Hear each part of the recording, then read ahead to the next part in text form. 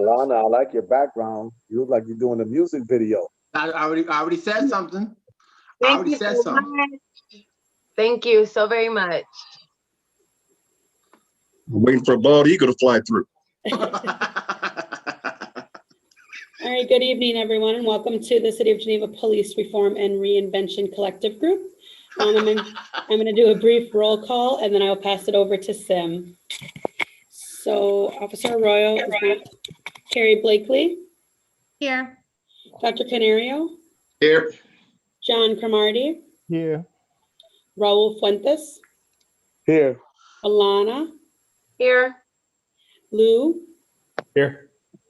Daniel. Here. Teresa's here. Yeah, I'm here. Thought I saw Leanne. Lucille. Jim. Here. Richard. Here. Lieutenant Valeni. Here. And Steve Valentino. Here. Okay, that is it for roll call. Sim, if you want to take it over to open up, and then we will go from there. Absolutely. So first and foremost, I'm going to go ahead and read my script so that we can have it be consistent. So good evening, everyone. Please be advised that as a facilitator for this evening's public forum, my goal is to continue the practice of transparency and communication, embedded in the Geneva Police Reform and Reinventive Collaborative. As a diverse group of individuals committed to this charge, since our inception, we have been able to effectively engage in meaningful dialogue, focus on a sincere commitment to the City of Geneva and the revision of law enforcement policy and practice as required by the directive from the governor of the state. In addition to this evening, please feel free to submit information on the City of Geneva website. Recognizing that people see life through the lens of their experience, we are dedicated to creating a space that supports the positionality and intersectionality of all stakeholders. As diversity includes all aspects of human difference, our correspondence as a collective has allowed for genuine discussion on differences in this world arising from systematic social injustices. Given the aforementioned, as we enter this virtual space, we want to hear from you, so our final product is data informed. We welcome feedback from community members who reflect difference in age, ethnicity, race, gender, gender expression, gender identity, language, learning preference, mental and physical ability, national origin, religion, sexual orientation, socioeconomic status, status as a veteran, and beyond. Focus on Equity, tonight's platform is our heartfelt effort to provide equal opportunity to access for the contribution of those who have intersections and interactions with the Geneva Police Department, both positive and negative. Taking historical context into consideration, as facilitator, it is my duty to inform everyone that we will be navigating this evening's event with a sense of decorum, committed to listening and learning. Wanting those who contribute to speak their truth, it's important to recognize that the delivery of such content necessitates open communication from the community, as well as etiquette to ensure that the message is fully received by all collective group members. As several members of this collective have successfully orchestrated similar forums from other police reform initiatives, I feel the need to communicate that this evening's event is not about us sharing, though we would be happy to, but rather our commitment to hear from you.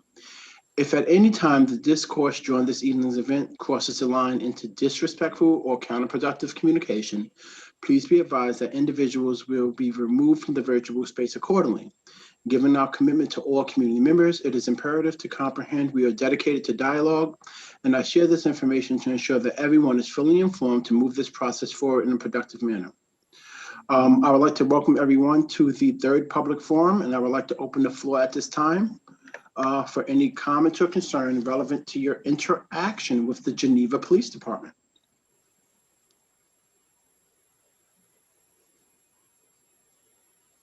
For full transparency for the people who are watching us on live, we did put a survey out there, and Erica has let us know that we have been getting a lot of good response. Something else that I would like to share with the community is that we are doing implicit bias training has started for local law enforcement, and I started with Wayne County Sheriff Office, and the information has actually been well received. And we have real conversations. I talk about the real history of this country. I talked about the discrepancy between people from diverse backgrounds relevant to mental health. I talk about gender discrimination within law enforcement. We talk about LGBTQ plus issues. We talk about the criminal justice system, as well as how's that represented in the K through 12 system, relevant to referral, the school to prison pipeline. So we're having some real conversations when we're moving the dial forward. So I just wanted to share that. But once again, we want to keep the floor open. Now, other than us at this time, do we have any other participants? I don't see anyone, Erica, just to make sure. But I know that people can also send you some stuff via the YouTube chat or something like that, right? Correct. I have no one in the waiting room, and I also haven't received any emails or texts. So right now, yeah, we could just continue to keep it open, and then maybe shift to discussion of the survey from collective members. No problem. So with that being said, we'll have, I guess the bottom line is we can do it simultaneously because I don't want it to be too much dead space. If somebody does come in from the public who would like to share, then obviously we can, dovetail back to that very quickly because tonight is really about the public forum. In the interim, as we are here, is there any feedback from the survey that anyone would like to address at this time? Erica, do you have stats? Do you have the number of people who have responded at this time? I do. Give me 1 second. Okay.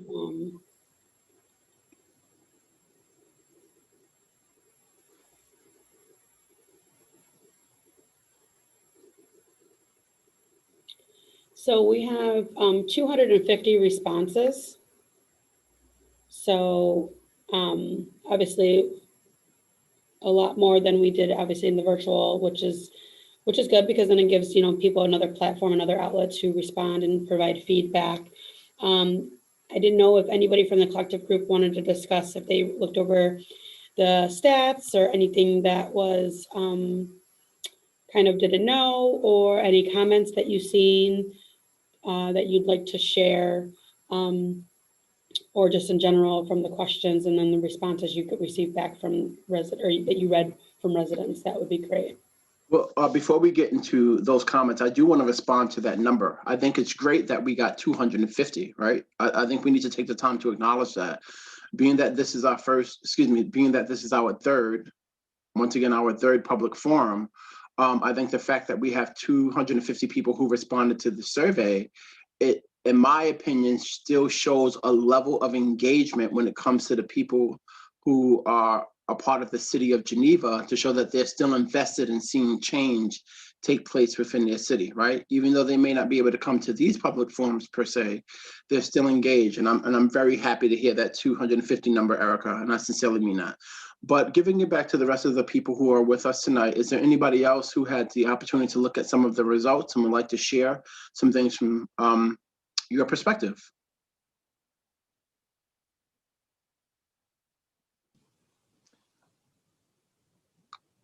I took a quick look, so, and Please. I think there was 32 pages, Erica. So as I skimmed through them, I was looking for a crutch or a cheat sheet, I guess. Back in my days, it was the Cliff Notes.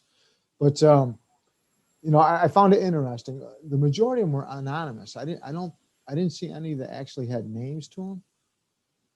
So I think to help me digest it better, I need to spend the time to kind of go through that and kind of categorize it.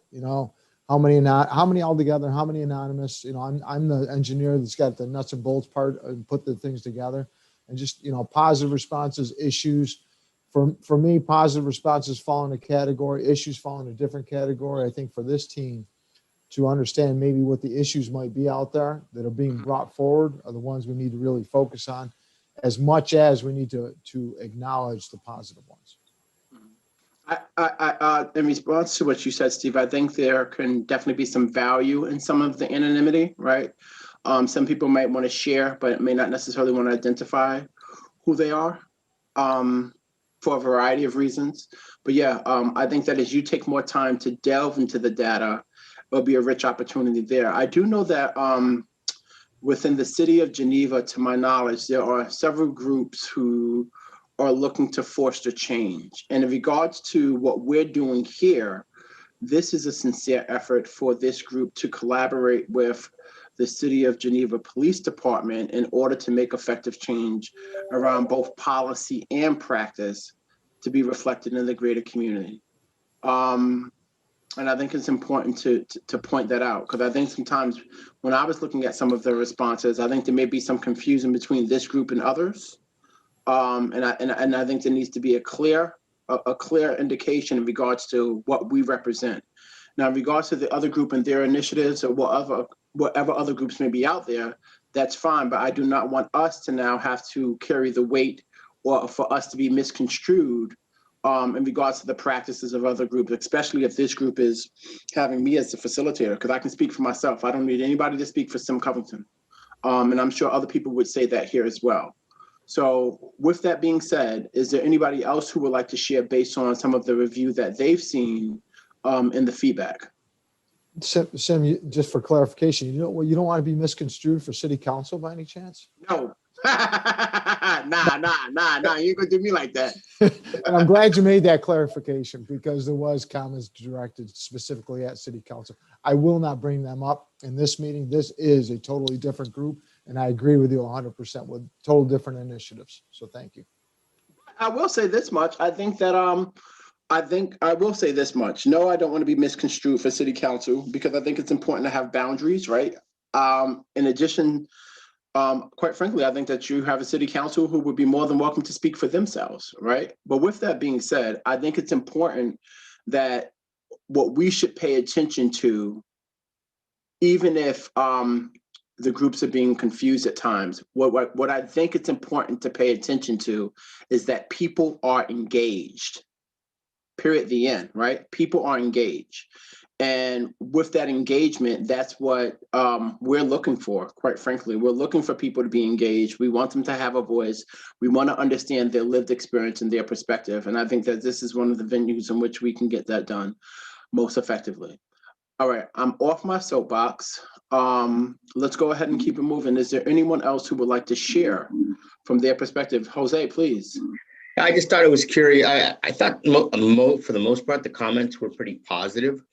And I was wondering about demographics and stuff like that. And it's interesting that, just quick math in my head, almost 50% of them are, Caucasian, with only 9 respondents being African-American and 10 being Hispanic. So I just thought that was, I just kind of wonder then how, who saw this and answered, what I mean? Like, where did it go out? I know we put it out there, but who actually saw it and responded to it, or if there was an issue with people not wanting to respond. I know it says I prefer not to answer, but like I said, 112 out of 225 respondents. I thought that was curious, but I also thought that there was for the most part, the responses were pretty positive towards the Geneva Police. Though you made a statement, would you like Erica to cover where it was shared at, just as a community update? If you don't mind, Erica, if you can say where it was distributed in regards to the survey. Yes, sorry, our live chat is just getting re-enabled right now. So for people that are viewing really quick, the live chat was saying it was disabled. It is enabled. So if you would like to respond via that, I could get those messages. So in regards to the question from Dr. Canario, the survey obviously was pushed out with the collective group and all of the partnered groups that we have here in the city, also which pushes out to the City of Geneva Task Force, who are different organizations, to spread it out. We sent it to obviously the school, and then via our outlets, our social media outlets, our website, and then emails, and then other people that couldn't, that weren't able to fill out the survey were able to reach out to me, and I would do it for them. So, thank you. Is there anyone else who had an opportunity to review some of the information that would like to share their perspective at this time, or pose a question?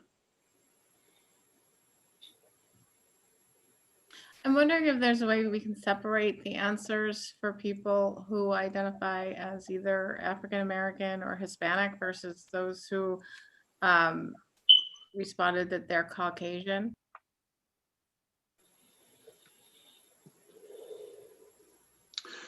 Is it possible to disaggregate the data, Erica? So can you break it down based on certain cohorts? So for, I mean, you don't have to do it now, but is it and possible? I'm just looking at the question and, because we could create a separate question. Some of these questions, like the race, the identify yourself as, were just blanket questions to help with that, that came into the survey. Again, a majority of the survey was compiled of other collectives and the questions that were asked. So breaking it down, obviously there's the choice of, there is African American and there is a choice for Hispanic as well. American Indian, Caucasian, Mexican American, Asian American, and then the preferred not to answer and other. So I guess what was your question, was breaking it down even more, or? Not breaking it down more, just separating out what the responses were from the African American and Hispanic respondents. So for the African American, we had 10 respondents, or that clicked that they were African American, and then 10 Hispanic, and 73 preferred not to answer. So that's also, and that's obviously has to be given in there. And then obviously the 118 were Caucasian, and then 24 clicked other. So, yeah. Can I say something? Please. I also want to let everyone know that there are a lot of people preparing in like 3-minute speeches for tomorrow as well. So I don't know if that has anything to do with people not coming to this thing, probably thinking that they're similar, that they're going to say the same thing twice. But I do know that people are preparing for tomorrow as opposed to. I don't know if that has anything to do with. Do you mind elaborating for people who are with us and may not know what you're referring to about tomorrow? Tomorrow is the police review board public hearing, and there are, it was rescheduled from last week to tomorrow. So people are, I believe that there are a lot of people who are preparing for that as opposed to coming to this and sharing the same information twice. I didn't speak to anybody, but that could also be a reason as to why no one is here currently. So yeah. Thank you. Thank you very much. Thank you for sharing that. Erica, were you finished with what you were saying? Yes, I think that was it. Okay. Is there anyone else who would like to share at this time? Lucille, I see that you opened up. You had something to say?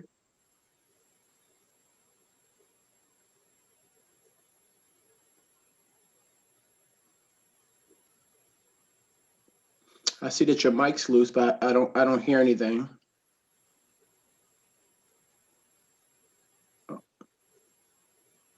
Oh.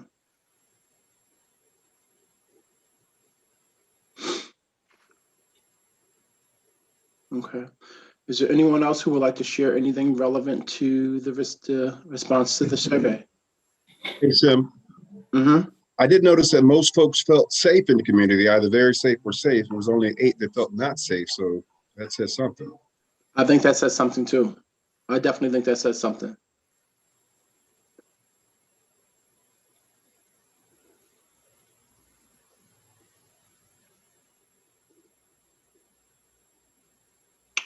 What else? Lucille just dropped off, but I'm assuming she's dropping off to come back on. She might be having some connectivity issues. Oh, here she is. Let me admit her. All right, she's coming back in a second.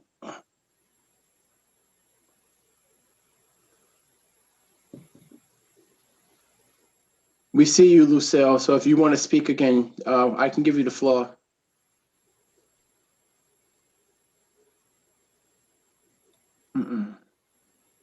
Can everyone hear me? Okay. So Lucille, we just for full transparency, I see that you're opening your mic, but for whatever reason, we are not picking up on your audio. We can't hear you. All right. In the interim, is there anyone else who would like to respond relevant to the information that we got from the survey?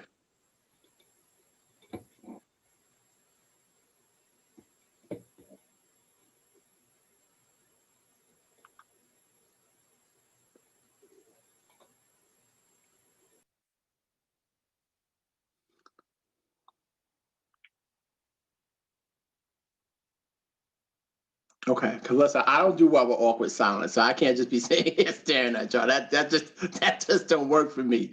So, go ahead, Alana. Go ahead. Come on, talk to me. I'm curious as to, I feel like everybody already knows how I feel about like the comments overall, but I'm interested in hearing what the officers think about what is being said.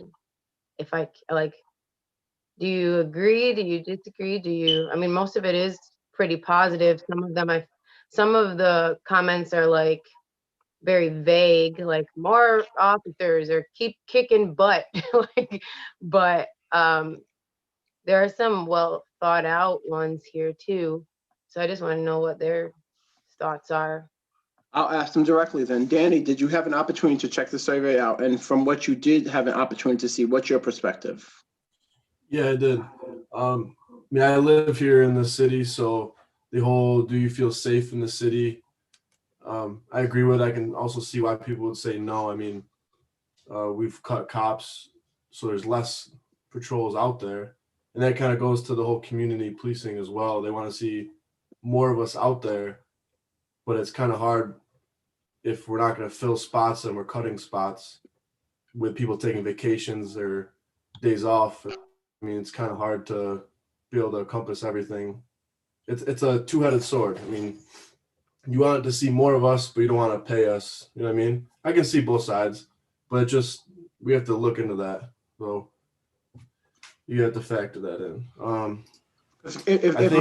If my memory serves me correct, you guys just lost 2 cops, right? Right. Okay.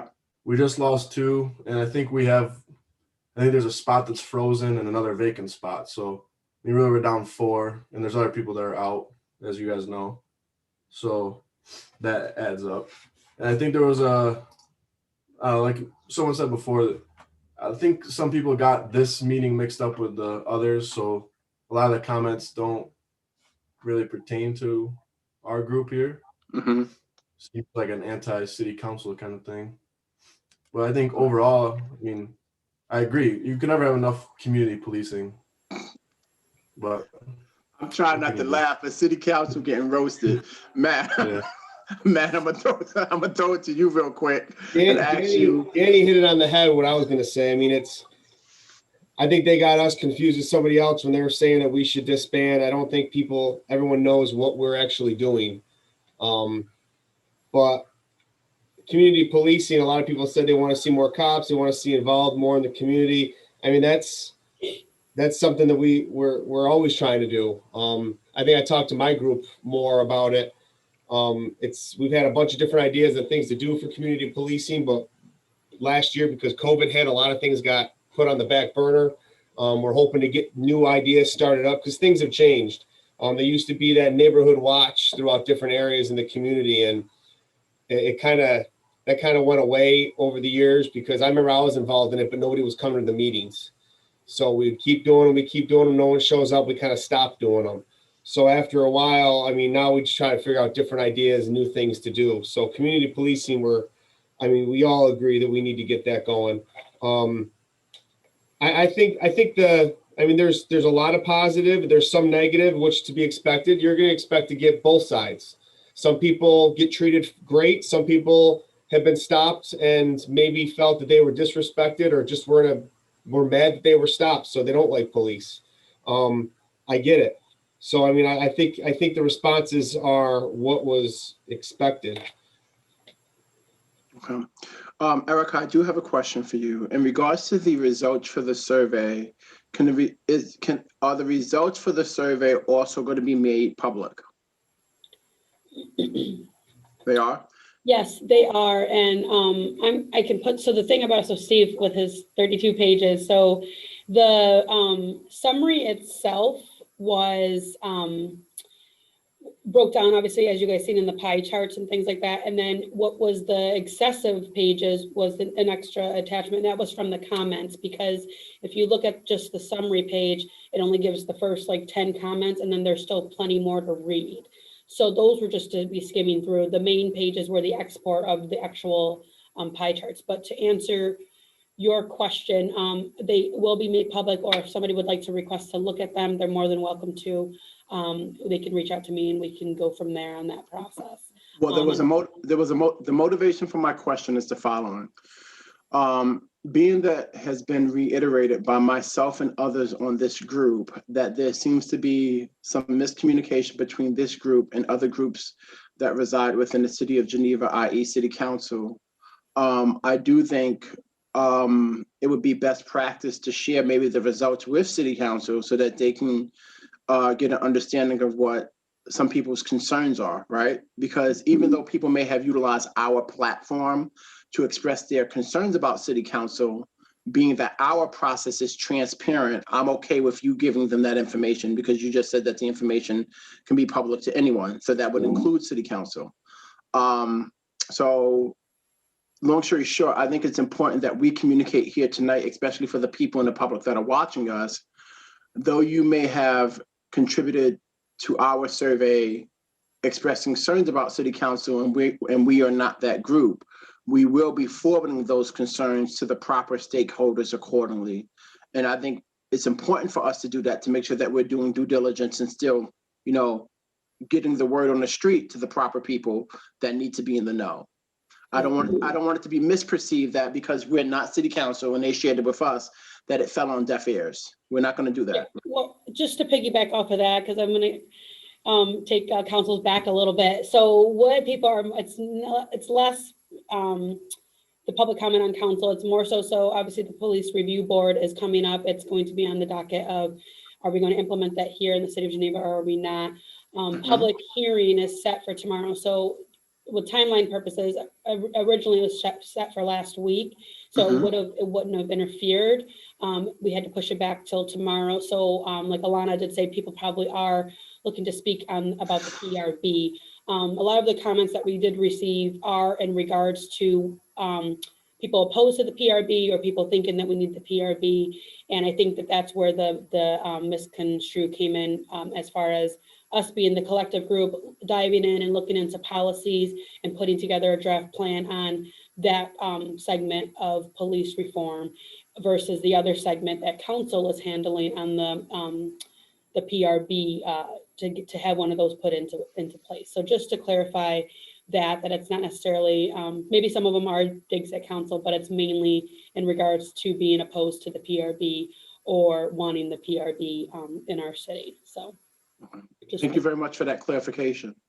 To keep the conversation moving, Matt, I saw your hand, Matt. There was somebody, I happened to look up and I saw somebody was trying to get admitted in. They were in the waiting room, and right when I went up to admit them, they left. So I don't know if they were waiting too long and hung up. No, they weren't, because I tried to admit them as well, and then they must have deleted as they were trying to get in. Okay, I just wanted them, if they were watching, to call back in. And I have nobody in the live chat, and there's currently only 3 people watching. So I think we're good on that segment. Okay. Is there anyone else here who would like to share their response to checking out the survey? I think the overarching theme of the responses was that they would like to see the police more interactive with the community, not just in cars, but actually interacting with members of the community, not necessarily in the context of an organized event, but just being out there and being accessible. Matt, your cops walk the beat? Y'all walk the street? When we have staffing available, yes. They'll walk the beat downtown, yes. And we try to get them in different areas. They don't really walk like residential streets, no. Yeah. But different areas when we have the staffing available. And if we do, if we have the staffing available, especially in the summer, we throw guys out on the bike patrols. And they ride around different areas of the community. I did want to elaborate on Carrie's take, because that's one thing that pointed out to me, and I was even looking at the pie chart on it about one of the number one answer was community involvement. And I think that, you know, given obviously everything that's been happening, I think the biggest hiccup is, what does community involvement look like to the police department versus what does community involvement look like to the community? And I think that we have to start there to kind of figure that out, because what they as a police department may feel like they're doing and they're putting themselves out there, to the residents it may be like, no, that's not where we're at. You know, I had one person, when I was talking to them about community involvement, the main thing she said was, I want one of the officers to hand me a water bottle when I'm playing basketball at the park. You know, things like that, to them, they see is bigger than just walking there because somebody's in trouble. And then, you know, when officers go to places, they may feel the same thing and vice versa, where just being present might be enough for them, but the disconnect is, that's not how the other person feels, where we run into the miscommunication. And I think a main platform, and obviously you'll see it in the draft, about community involvement and what that looks like for our officers as well as our residents. So if anybody has any elaboration on those ideas or stuff that could help, that would be great for info for us to have as we move forward too. I know early in our efforts as a group, Teresa shared some information along the lines of Geneva being one location, but really suffering from what I had labeled a tale of two cities, right? So you can have different people living in the city of Geneva having very different experiences within the same city. I think that in regards to this whole concept of community policing, that creates a great opportunity to bring that divide together, right? If people feel that the law enforcement agency is enforcing the fair and equitable distribution of policy and practice, right?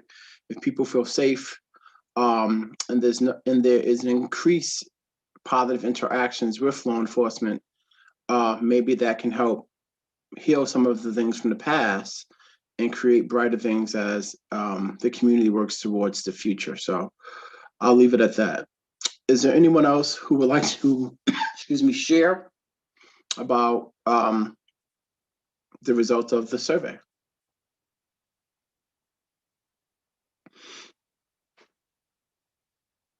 So very quickly, I'm not rushing us, but I do want to make sure that we're cognizant of time. The time is now 7:08. Alana, please. I was just thinking that possibly, I know everything's like very, I guess digital these days, everything's very like online, especially for young people. But if there was a way, and this is about like ways to outreach and to reach out to the community members, especially children in the community. There's this YouTube like video of, it's called A Conversation with Police, Uncomfortable Conversations with a Black Man. And then it's like a series. So it's episode 1, 2, and 3. So maybe possibly, and I don't know who would even do this, but just throwing it out there just in case somebody wants to do it in the future. But a way for police officers to talk to, similar to what we're doing now, but more engaged with like community, like appointed community leaders in a specific community. So like say if, I'm just going to use Lucille as an example. There's a room full of police officers speaking to Lucille, and Lucille's explaining the experience of pretty much speaking for her community. Like we have our, what are they called? Our neighborhoods. Like there's like sections in Geneva. Wards, are they called wards? Wards in Geneva, and like not necessarily city council members, but like people who have been appointed by the people in that community, as their person, not necessarily an elected person, like somebody who would know them personally, speaking for their area and just explaining to the police officers what they experience in that area, and police officers sharing their story. So like I would encourage everyone to look it up. Like it's really interesting, but maybe something like that where police officers in this in our city are speaking to the community, but like via the internet instead of like just even, you don't have to be on foot to share, to interact with kids or people in the community. Just so. I think that's a great point, because I think that by having one, I think that what you mentioned creates a variety of opportunities. One, it allows all parties to speak in their own voice, right? Which is important. Two, I think if you put real out there, you have to be willing to deal with a real response, right? I think three, something else that I would say is that when we're having these conversations, people need to be able to have real conversations. I think at times there's always this pressure to be politically correct. And I don't believe in that, right? Because I think it's counterproductive, because we're really not addressing what needs to be addressed. I'm gonna give you a perfect example, and then we're gonna get back to what we're talking about. Up at the college, we have an Alana group, African-American, Latino, Asian, Native American. We also have an EOP student group up at the college at Finger Lakes Community College, so people don't confuse us with anywhere else. And when we're bringing students up here from the city, I bring campus police in the room and I rip the Band-Aid right off. Where these students come from, cops who look like you are racist. Let's go ahead and have this conversation. I don't say cops who look like you are biased. I don't say cops who look like you don't treat, no, we have a real conversation. So what parameters do you have in place to make sure that for students who look like them, who may have that impression, let's go ahead and have that real conversation right here in this room, right? And the fact that we have that real conversation is an opportunity to build a rapport, because of what? We're not sugarcoating around it. We're not acting like their perspective isn't what it is.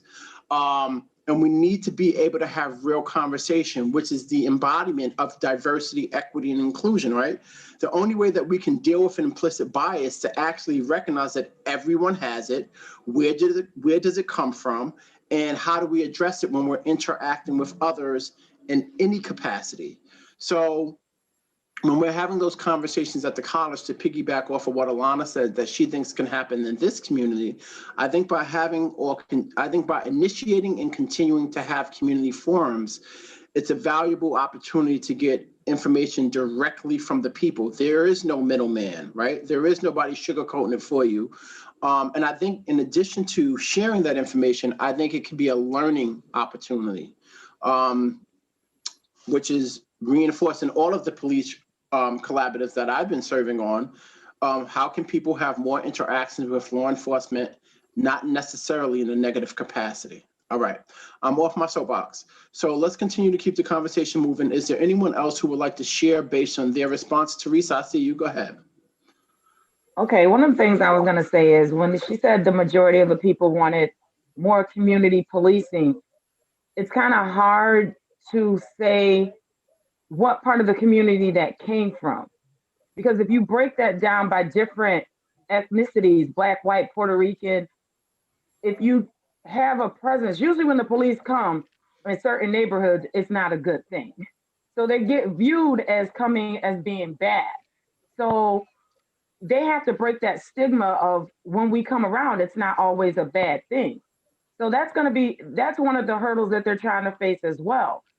And so a lot of communities where the police come around and they're seen as friendly, oh, we want them around a lot more. But if every time I see you come to somewhere and I'm 13 or 14 and you're arresting so-and-so and you're chasing, so they start to be viewed as a negative light. So it's like a thin line that we're trying to figure out. How is it that we can change the persona of every time we see a police officer, it's not bad? Because then they look, oh, if you're there too much, then you're over policing our community. Mm-hmm. Because for a while, some of these communities, let's be honest and real, have been over policed. And they weren't over policed because the police wanted to hand somebody a bottle of water either. So at times like this, it's like you have to figure out how to get to the younger kids. So when they see you, they know you by name. Perfect example, my daughter still knows who Officer Aurora is, and she's a senior in college. She bumped into him yesterday and was like, oh, Mom, I still remember the handshake that they did in freshman year. So the relationships that you build with these young adults will change the persona of how you're viewed even by their parents. Because she told me, oh, that's a good guy. You know, he's a good guy. So I don't know how we're going to do it. It might take a little work, but That was just one of the things that I got from it. It's hard to say more more presence in the community when you don't know which community you're dealing with. During implicit bias training, we give the agencies a variety of resources that addresses working with diverse communities, right? So I give them a variety of resources in regards to how they can effectively engage with diverse communities. And it's not Sim's perspective. I'm giving them information from the U.S. Department of Justice and other organizations that address implicit bias. And I think you brought up some very great points. Is there anyone else who would like to share at this time relevant to their response? Steve Valentino, I see you again. No, Teresa, that is awesome. I mean, what you said is so important to try to build the level of trust that we need between the community and the police department. And I don't know the answer to that. And I compliment Officer Arroyo because I hear it so many times how he's embedded himself into the community and how people trust him in his role that he plays. And when we talk about police presence in different areas, I think that's been challenged for a variety of different ways. And the reason I say that is because as I was going through the last year or so of going through the police review board and all the challenges we're meeting and meeting with different people, I've heard people say, I don't want the police to show up at a playground per se. The police presence at a playground is too strong and it creates an intimidation. And then I've heard somebody else say, I want the police there because there could be drugs or there could be violence or there could be other, I want some level of presence, I guess. And there's that balance, where do you create the presence? Where do you not have the presence? Where do you have too much presence? Where do you need to provide more presence? And I love what you said because I'd like to know where that balance is. And I'd love to know how to create that balance. And how do we measure that? I'm going to put the spotlight on Teresa. How do you measure, how do you measure the success level of community involvement? Like, what's too much or what's not enough or what's, I guess that's my smile on people's faces when when they see it. I think these last couple of years, the police officers have been put in such a bad light. And so they're almost having to try to rebuild a reputation again. And it's hard. It's hard to gain trust of people, especially people who have years and years of not trusting. But you got to start somewhere. And you're not going to, and let's be honest, we're not going to make everybody happy. It's impossible. It's totally impossible. But that doesn't mean we don't have to try. And that's just my thing is, we're never going to make everybody happy. People are going to find fault in whatever we do. But we still have to give it an effort.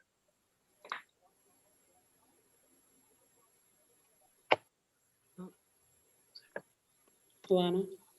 I just want to say to that is even I clearly work with children of all ages.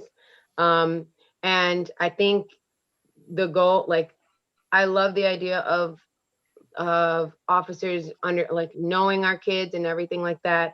I just want officers, and I want to say specifically officers to understand that as these kids grow up, some of them aren't going to be the people that you expected them to be, or they're not all going to be college graduates or anything like that, but they're still great kids. And they may remember you from high school and everything, but leave the judgment at the door. I feel like when you create a relationship with kids, you tend to want to be the mentor to them always, but as they get older, my fear is them being seen as a criminal for just living their life as regular as they know how, because they grew up on a certain side of Geneva as opposed to another. And you knew them in school when they have to behave and they have to act a certain way and they have to speak a certain way.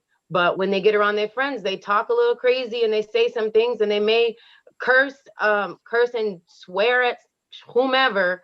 But that's my biggest fear is when you're creating a relationship with the kids and then they grow up and now they're an adult and now you're not treating them as such. You're more so insulting who you thought they would be in the future, and now they're nothing. Because I did hear a story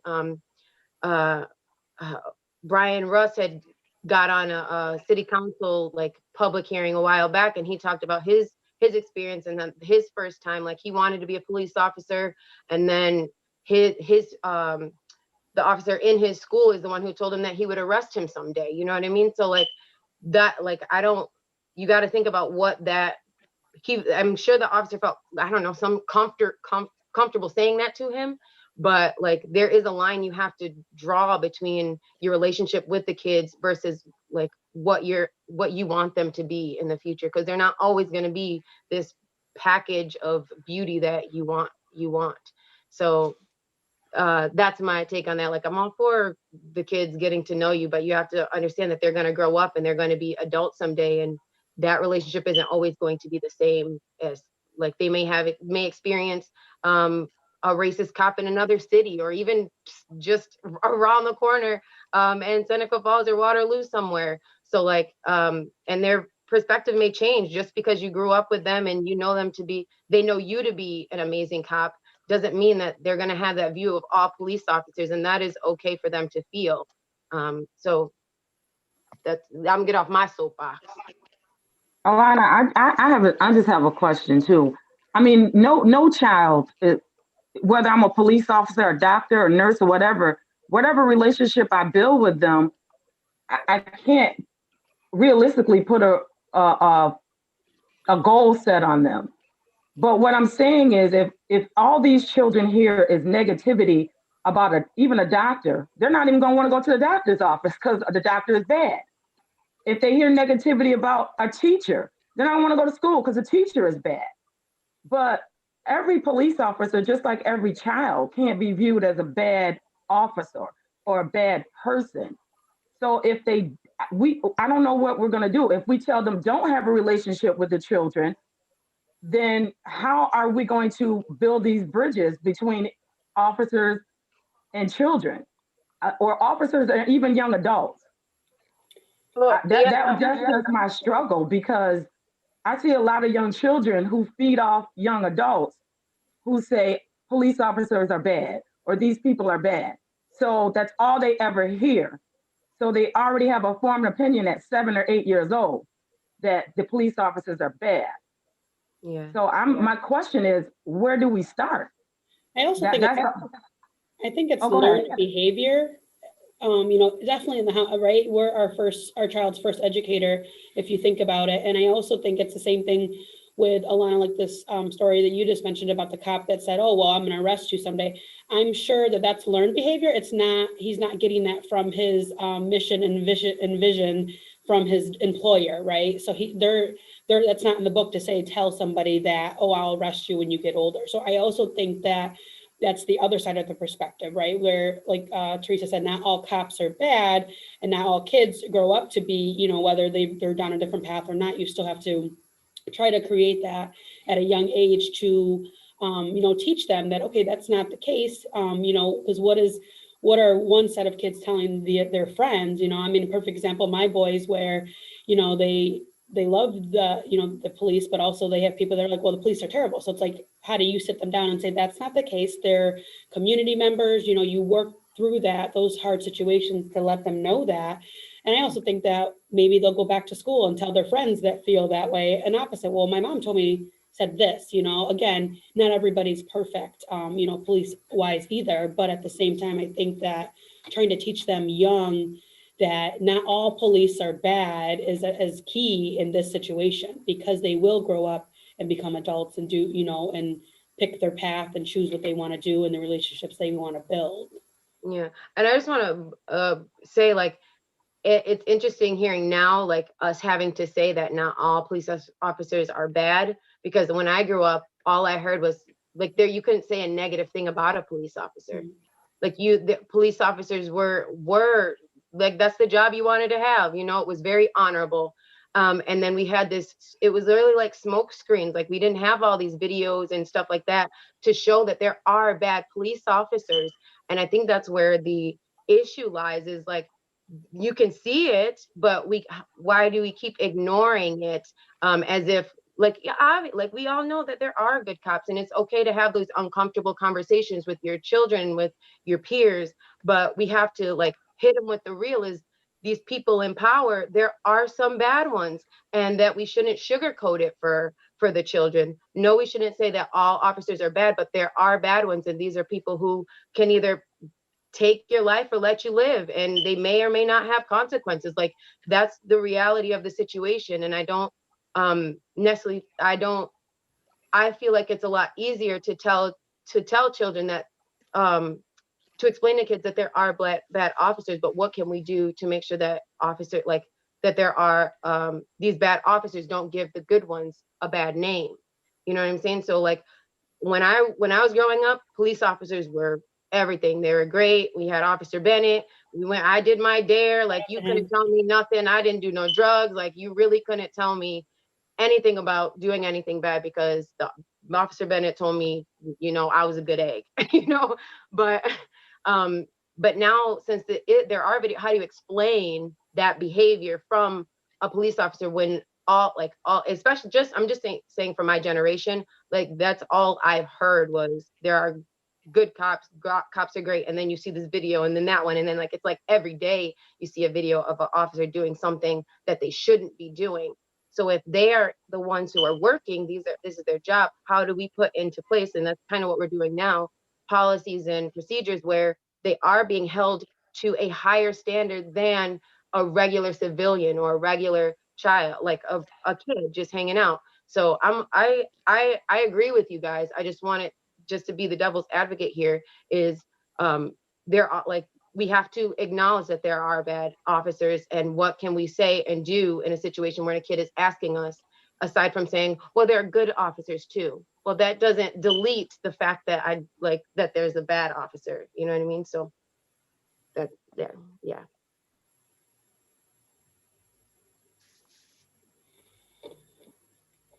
Would anyone else like to share at this time?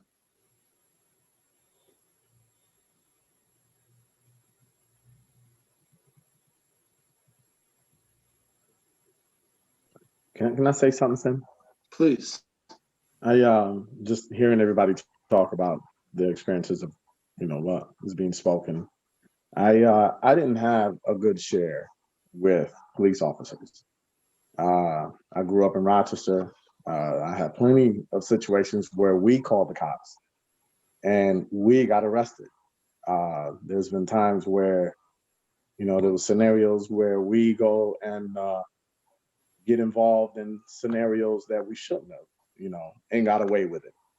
And there were times where we got pulled over for nonsense and got arrested.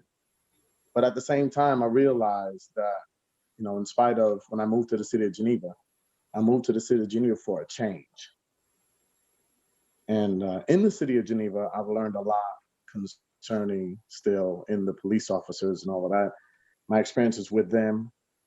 And I've learned that when you approach someone and you approach them in a manner of respect and you give them that certain same caliber, that's going to gender up a relationship that'll never go away.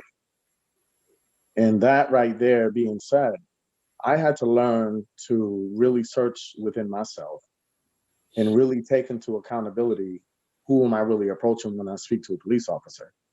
Because I'm not just speaking to just anybody. I'm speaking to somebody that has authority. So I had to pull my guard down. And quite frankly, not for nothing, sometimes we don't even realize that we have a guard that's already up. In spite of whoever's right or wrong, you know what I'm saying? We unconsciously collaborate everybody in the same stigma. And I think that, and I want to challenge all, not just here in this group, but just all throughout the city of Geneva, all throughout the world, that maybe we should really search our hearts and really see that pulling our wall down would actually allow us to start building relationships accordingly. And I say accordingly because there are some that act reckless, that do need to be really dealt with in the manner that it should, as far as pertaining to them getting out of line, as far as legitimate and all of that stuff. So I do agree with what everybody has, but I also have this from experience, not just anything that, I read in a textbook and all that, but from experience. If you put your guard down, you'll realize that if you allow people to see who you really are, Maybe they just might change their perception about you the moment they come and approach you. So I want to encourage y'all to really go forward and all that. And even those that are listening and those that might not be listening, you know what I'm saying, to continue going on and all that, because it's really neat. We can't stop talking and not do something and keep talking about it. You understand what I'm saying? So I think that it's really time for us to really do what we got to do and just stop talking and just move forward with everything. You know, we got to start making things happen now and not just be a collective group and all that, but make things happen outside of this group, because that's what it really encounters a real genuine change, you know, outside of this group. So I want to thank you for your time. Thank you for having me. Thank you. Is there anyone else who would like to share at this time?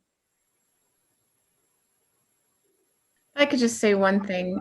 I do think that there seems to be a general acknowledgement that there's good cops and there's bad cops, but I think that's the problem.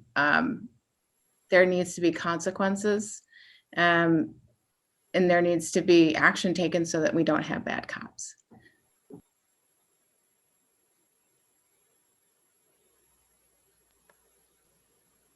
Steve Valentino? You know, I love this conversation. This is kind of the heart, meat and potatoes are really what we're trying to accomplish as a collaborative here, is putting all the cards on the table and really understanding what our issues are. And there's pros and cons. And from what I've seen from my seat as mayor on council, we've been challenged to really understand where we stand as a city and overall as a nation. The thing that my takeaway is there needs to be change, and that change is really important. And the understanding and the conversations we've had here, I think, is critical. You know, when you talk about good cops, bad cops, when we talk about policies and procedures and what we're doing as a collaborative to try to create policies and procedures that allow us to have the guardrails or the guidelines, and I don't, you know, once you set the expectation, and the expectation is this is the kind of community that we want Geneva to be, and this is the type of police force we want Geneva to be, and that transcends throughout the community, and the community understands that hey, we have a high level of expectation, and if that expectation isn't met, there are repercussions to that expectation. I think, you know, it's just a matter of time before the whole community comes together and really understands that we are making the change for the positive reasons. And when I say that, it's not just the community, it's the police force, it's the staff, it's the city council, it's everybody. And city council needs a review board also, because we have our own challenges, because we have our own differences in personalities. And when you take that look in the mirror and you say, okay, this is the expectation I need to meet, and if I don't meet this expectation, it's growing up in the family, getting your butt beat for not doing the right thing, you know, then you start to realize that I can be that type of person. You know, this can be that type of community, that can be that type of police force. So to me, I love the conversation. I love where it's going. I love the opportunity that this collaborative is providing to create the change. My hope is that the change is nothing but positive moving forward. And I'll get off my soapbox now. Jim Ritz. So I'm gonna talk as an outsider here, because I don't have a lot of the same experience as everybody on this collaborative. You know, I came from out of state. I live in Canandaigua. I love Geneva. I love coming to Geneva. You know, the people of Geneva are amazing. And I think the thing that I see from an outsider's perspective is the ability and the assets that we have with young leaders and with leaders who have a lot of experience and maybe a couple of years under their belt. And I think, you know, when we talk about changing the narrative, I think we need to do that together. I don't think it should lie at the feet of the Geneva Police Department to change the narrative, but I don't believe it should lie at the feet of our young leaders. There are some amazing voices, and I've shared that with Matt, with Chief Pasalacqua, and I've shared that with some of the members of this collaborative I've spoken to. The fact that we have this as a team is a good starting point, and to be able to work together in the communities and go out together in the communities This doesn't need to be us against them. I don't think that's effective. And again, speaking as an outsider, you guys have you know, and I'll say we have, because I'm watching Geneva so closely. There's just an ability to make changes at the grassroots level by working together. And I will share that from an outsider's perspective, I'm really impressed at the ability to have these conversations. And I appreciate being able to listen and be a part of it. Thank you very much. All right, let's keep the floor open a little while longer. Is there anyone else who would like to share at this time relevant to the response to the survey? Or anything else that we're discussing today? I'm really enjoying this discussion as well, because people keeping it real, right? People speaking their truth, and it's valued.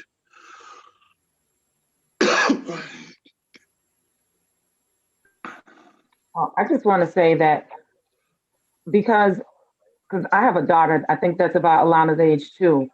And the things that she's talking about have been going on for a long time. The only difference is now it's just being caught on tape and it's being shown. So I think when we work together, we must come with an understanding that the community that you're talking about, this didn't just start 5 years ago. There's stories that my great grandmother could tell me about things that happened to her. So it's embedded and it's deep, but we have to find a common ground that people are held responsible for what they do.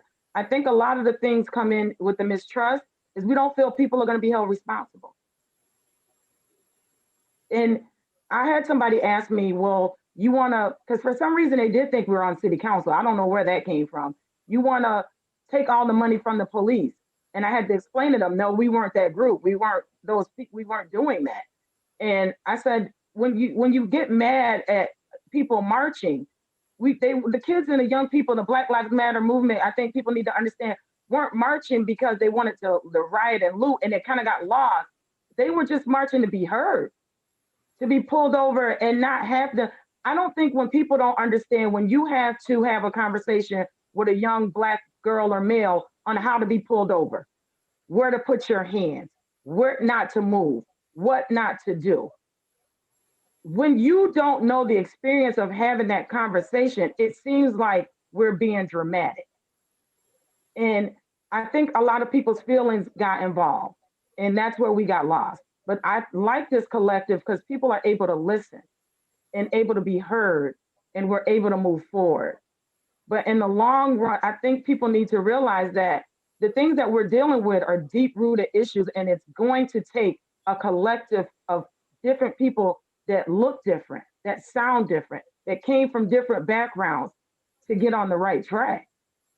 You know, and that's one of my things that I keep trying to tell young people and older people. If we all just kind of meet in the middle, we might can get somewhere. But right now, it is so much. Either you're for everything the police do or you're against them. And it's very hard to try to find a middle ground right now. It is very hard. So that's, as everybody been saying, I'm gonna jump off my soapbox too. And it's going to take time, right? I mean, that's the thing. It's been ingrained for so long that we can't make changes and expect things to change overnight. But like you said, Teresa, I mean, it's education. It's learning to gain trust. The community needs to gain trust from the police, and the police need to trust the community.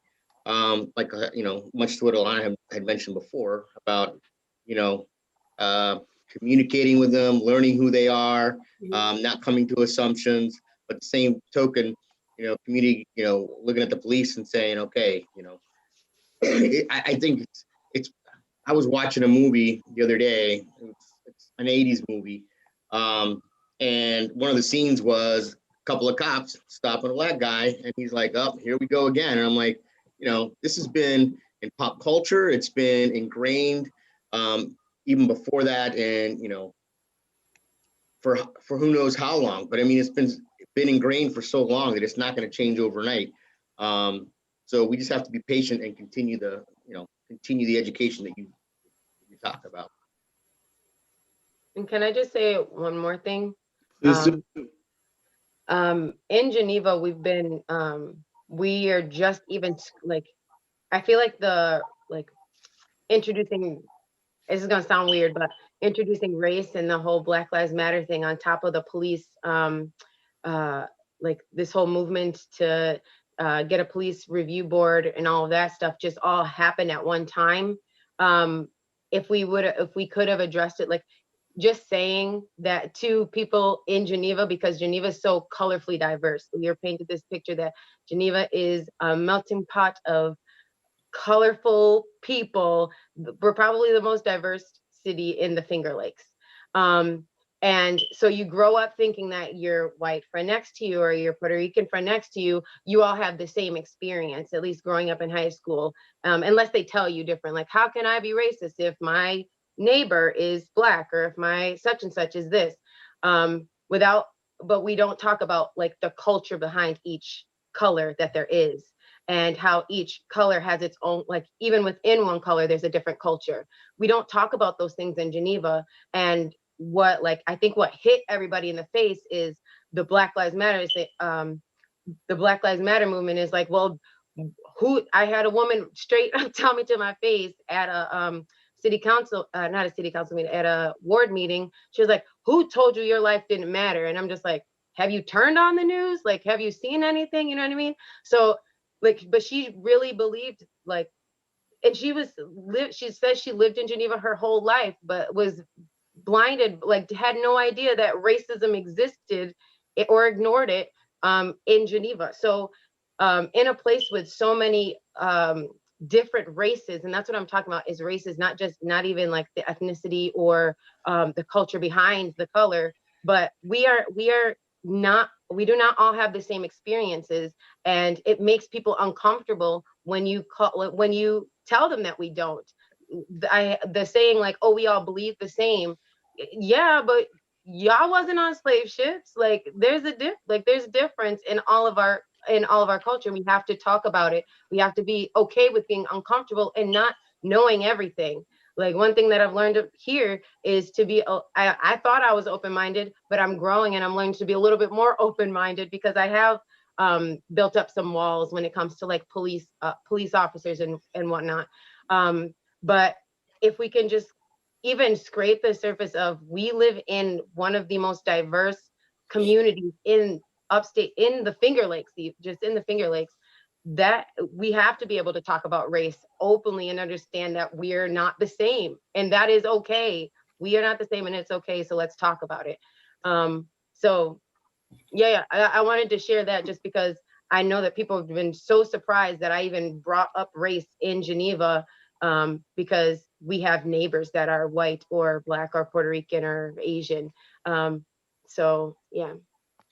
I want to piggyback off of that, and then I'm going to go ahead to move towards closing. But in me piggybacking off of that, I think it's important to understand. So if a person's having a conversation with me and they say to me, Sim, how can a white person who has Black friends be racist? Because I'll get that question all the time. How can a white person who has Black friends be racist? And my response is the same way a serial killer can have friends who are still breathing. The presence of diversity is not the absence of discrimination, right? So that's number one. Number two, regardless of people living close in proximity, everything that you said, Alana, reinforces that people see life through the lens of their experience, right? I may be your neighbor, but even in the same building, right? Let alone the same block. You can have people live in the same building and have a very different experience within that building. And it's important to have that conversation. I think in addition to that, when we're having conversation about privilege, fragility, et cetera, it's because people don't want to really have a conversation about the real history of this country. And the real history of this country includes colonization, slavery, Jim Crow, right? In addition to the modern day discrimination that continues to take place. So we need to be able to have open and honest conversations about these subjects. Mind you, I cover all of this in implicit bias training. My stuff ain't watered down. We ripped the Band-Aid right off, right? And if somebody's like, well, Sim, blah, blah, blah. So earlier, for the people who were not on live with us, we were having a little bit of jokes because we have a couple of people here who are sports fans. And I'm going to end on this note because this is a very valid point. I'm currently a student at the University of Alabama, which was founded in 1831. The institution didn't get integrated, I believe, until like 1960 something. So that's 132 years, regardless of my academic prowess, that I could not even be admitted simply because of the color of my skin. 4 generations. So, you know, because sometimes you look at people who try to debunk systematic racism, like, oh, well, the school integrated and blah, blah, blah, blah, blah. No. I'm going to pay attention and do the math to show you the 132-year difference, right? And because that 132-year difference, that reinforces systems in place that discriminate. You need to be able to have that real conversation, right? And those real conversations are very, very, very relevant to show the disparity relevant to health, education, finances, etc. All right, now I'm literally off my soapbox. Is there anyone who would like to have the final word? I like the fact that y'all be trying to plagiarize my soapbox skit. Yeah, y'all was doing it tonight. Well, I don't want the final word. I don't want the final word, but I do want to just state, you know, I think it all comes down to empathy and understanding. And I always, I've obviously learned a lot in my position and as a Black and Hispanic in city government and what we've gone through, obviously forever, but in this past year. But when people say like, oh, well, I have a Black friend, so how could I be racist? I always say to them is, if you cannot understand what your Black friend is going through right now, then you basically just know somebody that's Black.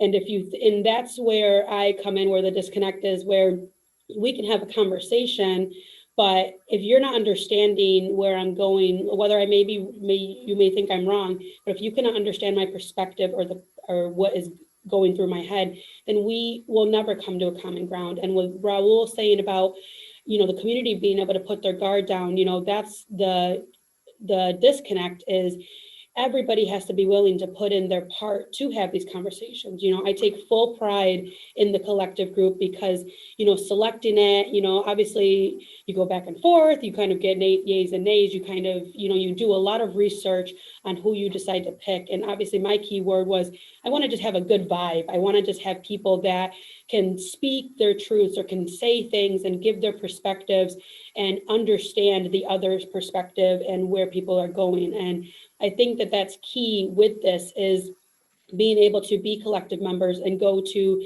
the people we're around or the people I always say serve because of the organizations, or to have those conversations to say, hey, did you know that officer does this or does that? And I feel like that's our main goal, is to take this group on what we're doing and spread the love, I'm going to say, to the other people that we know, to know, hey, I had a conversation with Officer Hickey, and did you know this or did you know that? And so that way people aren't like, well, screw the police, I don't care, I don't want to hear it. But if you hear it from your friend, and they may not say, oh yeah, you're absolutely right, I'm going to change my perspective. But the fact that you took that step to explain or to give them from your mind what you took from something is key. And I text Alana, but we'll obviously talk more about the neighborhoods and things like that. But I just think that those are what we need to do to move forward and, you know, get Geneva healed with the lack of distrust and, you know, whether it's taking one hand or the other hand and trying to get there. I think that we have a lot of work, but I feel like we can really do that with this group and going forward. So I'm off my soapbox now.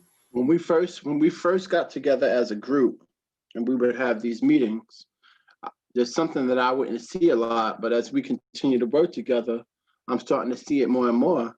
And that's called a smile. Y'all be smiling like that. I'm gonna start having Erica take them screenshots, because sometimes y'all may not even be conscious that y'all showing me them teeth. I be seeing them teeth. Y'all be smiling. And I'm happy that we got some positive energy here tonight. There's 3 things that really impede any progress when it comes to diversity, equity, inclusion. And those 3 things are the following. ego, ego, and ego. When people make it about them, right?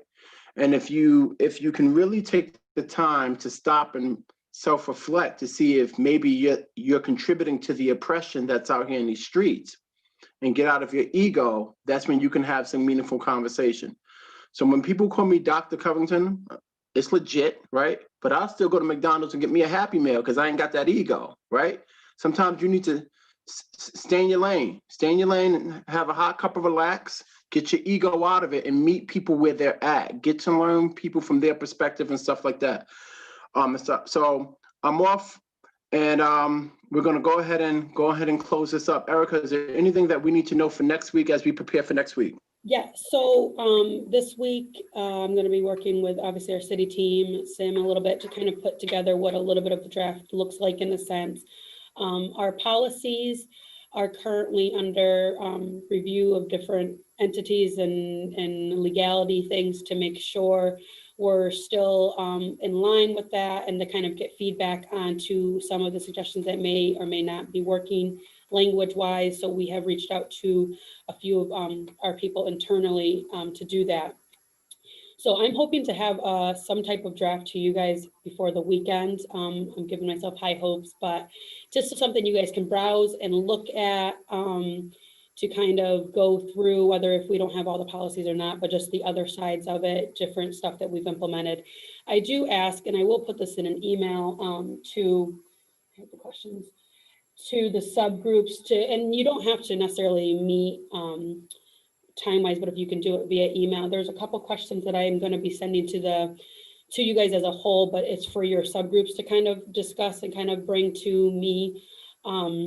If you would like to, I hope to get them out tomorrow. So responding before the weekend with some answers, that would be great. Obviously, if not, beginning of the week would be fine. And they're basically just questions like our discussion we had here based off of the survey and based off of other answers or questions that have come up in other collective groups to kind of close that circle and then to go forward into February when we get to the final stages of getting to our council and things like that. So we can tie up those ends. And if anybody has any other questions, comments, or concerns, or know somebody that would like to speak or give remarks, feel free to reach out to me or have them reach out to you to reach out to me, whatever works best for everybody.